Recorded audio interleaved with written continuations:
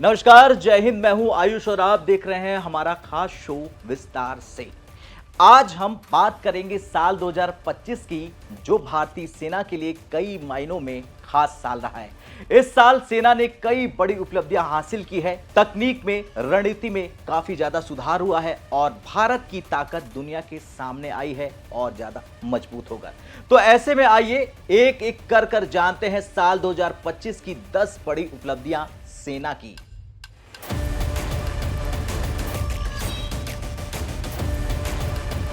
सबसे पहले बात ऑपरेशन सिंदूर की। इस साल मई में पाकिस्तान समर्थित आतंकवादियों के पहलगाम हमले के बाद भारतीय सेना ने ऑपरेशन सिंदूर लॉन्च कर दिया।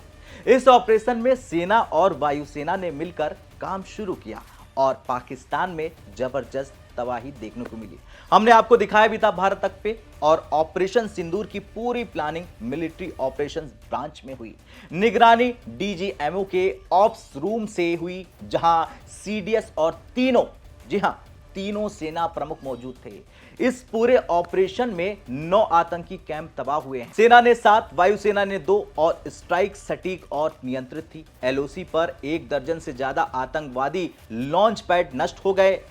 पाकिस्तान के ड्रोन हमलों 7 से 10 मई को एयर डिफेंस ने नाकाम कर दिया। नतीजा यह निकला कि 10 मई को पाकिस्तान ने सीज फायर की मांग कर ली और भारत के सामने घुटने पर आ गया। यह ऑपरेशन भारतीय सेना की तैयारियां, तेज निर्णय क्षमता और हवाई और जमीन से समन्वय की ताकत का बेहतरीन उदाहरण था।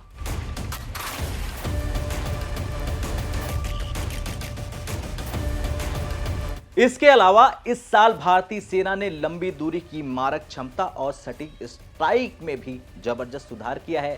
पहला, ब्रह्मोस मिसाइल। 1 दिसंबर को साउदर्न कमांड और अंडमान निकोबार कमांड ने ब्रह्मोस मिसाइल का युद्ध जैसी स्थिति में सफल परीक्षण किया। हाई स्पीड और टर्मिनल एक्यूरेसी साबित कर दी वहीं पर। दूसरा है पिनाका LRGR। 29 दिसंबर को long range guided Pinaka 120 kilometre का सफल परीक्षण हुआ। अब 300 किलोमीटर रेंज वाले वर्जन पर काम तेजी से चल रहा है। इन तकनीकों से भारत की सेना अब ज्यादा सटीक, लंबी दूरी पर हमले करने और दुश्मन के खिलाफ प्रभावी होने में सक्षम हो चुकी है।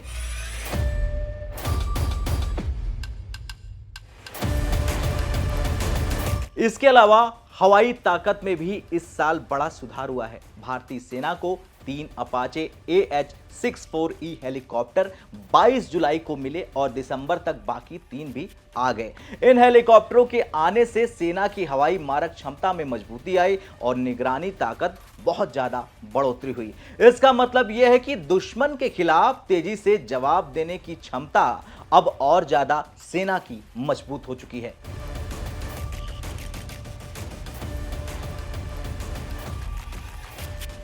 इतना ही नहीं, साल 2025 में सेना ने अपने संगठन को और आधुनिक बनाने के लिए नए ढांचे अपनाए। 24 अक्टूबर को राजस्थान में भैरव बटालियन और अश्न प्लाटून का प्रदर्शन हुआ। 25 भैरव लाइट कमांडो बटालियन जल्द ही ऑपरेशनल होगी। अश्न ड्रोन प्लाटून अब इन्फेंट्री में शामिल होगी। इसके अलावा शक्तिबान रेजिमेंट और दिव्य शास्त्र बैटरी जैसे नए ढांचे भी बनाए गए, जो ड्रोन और हाईटेक म्यूनिशन से लैस हैं। इसका मतलब है कि सेना अब तकनीकी और आधुनिक युद्ध में ज्यादा मजबूत हो चुकी है।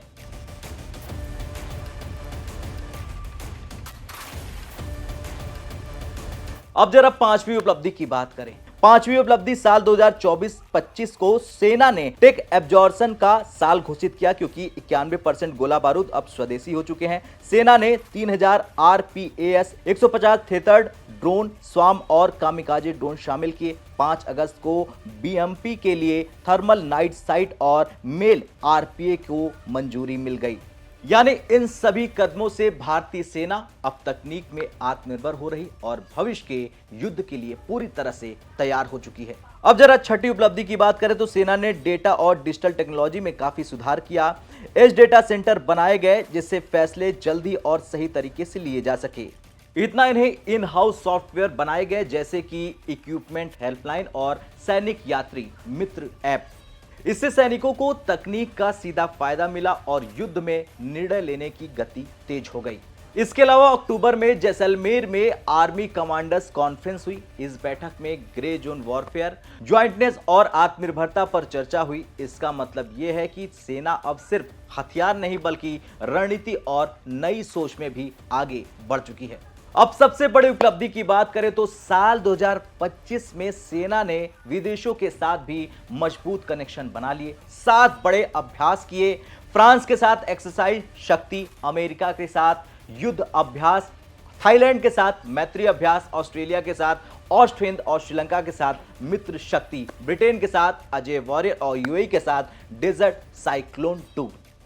इन सभी अभ्यासों से भारतीय सेना का अंतर्राष्ट्रीय अनुभव बढ़ गया और वैश्विक साझेदारी भी काफी ज्यादा मजबूत हो गई, जैसा कि अब देखने को मिल भी रहा है। अच्छा, साल 2025 में चाणक्य डिफेंस डायलॉग यानी CDD हुआ, जिसका थीम था रिफॉर्म टू ट्रांसफॉर्म। इसमें युवा नेताओं को मंच मिला। जनरल उपेंद्र द्विवेदी ने इस पॉडकास्ट को लॉन्च किया। इस तरह सेना ने सिर्फ ताकत नहीं बल्कि रणनीतिक सोच और नेतृत्व में भी दुनिया के सामने अपनी छवि को मजबूत कर लिया।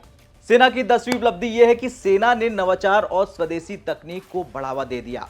INNO और योगदा 2025-26 में 89 नए इनोवेशन आए, 32 को अगले स्तर के विकास के लिए चुन लिया गया। इससे यह साबित होता है कि भारतीय सेना अब सिर्फ हथियारों में नहीं बल्कि तकनीक, सॉफ्टवेयर और इनोवेशन में भी आत्मनिर्भर बन चुकी है। दोस्तों, साल 2025 भारतीय सेना के लिए सुधार और तैयारी का साल रहा। आतंकवाद से मुकाबला, प्रिसीजन फायर पावर, ड्रोन और हाईटेक हथियार, ग्लोबल साझेदारी, सब कुछ, इन सब में सेना ने बहुत ज्यादा प्रगति की और काफी अच्छे तरीके से। यह साल दिखाता है कि भारतीय सेना सिर्फ संख्या में नहीं बल्कि तकनीकी यानी कि टेक्नोलॉजी, रणनीति और तैयारी में भी दुनिया में शीर्ष स्थान पर पहुंच चुकी है। साल 2025 के ये 10 मील के पत्थर हमेशा याद रहेंगे और भविष्य के युद्धों में भारतीय सेना को मजबूती देंगे।